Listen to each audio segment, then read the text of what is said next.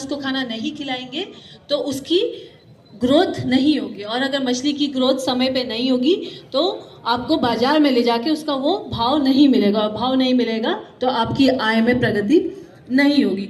तो सिर्फ प्राकृतिक आहार पे आपको सिर्फ निर्भर नहीं रहना है, आपको पूरक आहार भी उसको खिलाना है।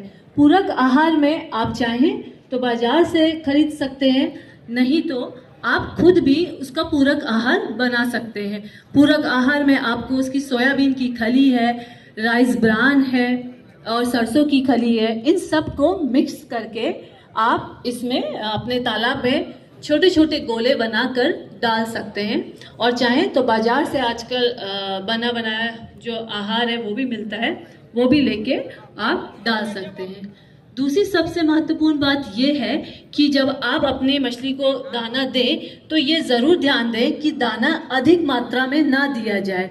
जितने आपकी मछली की बीज की संचय है किया गया है और जिस हिसाब से उनकी ग्रोथ हो रही है, जिस हिसाब से उसमें वज़न है मछली का, उसी हिसाब से आपको मछली को दाना देना है। क्योंकि मछली का जो काम होता है उसमें जो सबसे ज़्यादा पैसा लगता है वो आपका जो आप उसको आहार खिलाते हैं, यानी कि जो उसकी इनपुट कॉस्ट होती है उसमें होता है। अगर आप अपने मत्स्य आहार का सही भाव में कैलकुलेट करके रख लेंगे तो आपको आपका जो चारा आप अपनी मछली को खिला रहे हैं वो बर्बाद नहीं होगा, नीचे सतह में जाके नहीं जमेगा और पूर्णतः आपकी मछली के ग्रोथ में काम करेगा।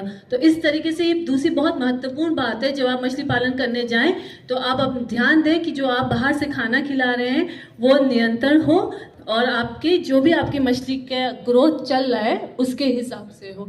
अब आपको पता कैसे चलेगा कि मछली की ग्रोथ कैसे हो रही है? सामने से तो मछली दिखेगी नहीं, तो आपको ये ध्यान रखना है कि हर माह में एक बार आप अपने तालाब में जाल जरूर चलाएं और ये देखें कि आपकी मछली की ग्रोथ कितनी हो रही है।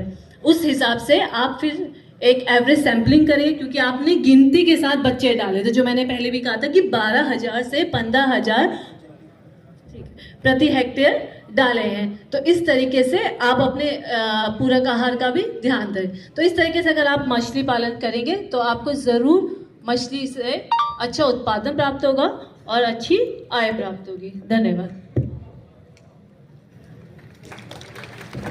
बहुत बहुत धन्यवाद मैडम। निश्चित रूप से अगर आप आधुनिक तकनीकी से मत्स्य पालन करते हैं तो आपकी आय में ज़रूर वृद्धि होगी। अब इसी कड़ी में हम लोगों के बीच में हमारे इस मंडल के हम लोगों के अभिभावक परम आदरणीय उप निदेशक महोदय हैं, जो आप सभी को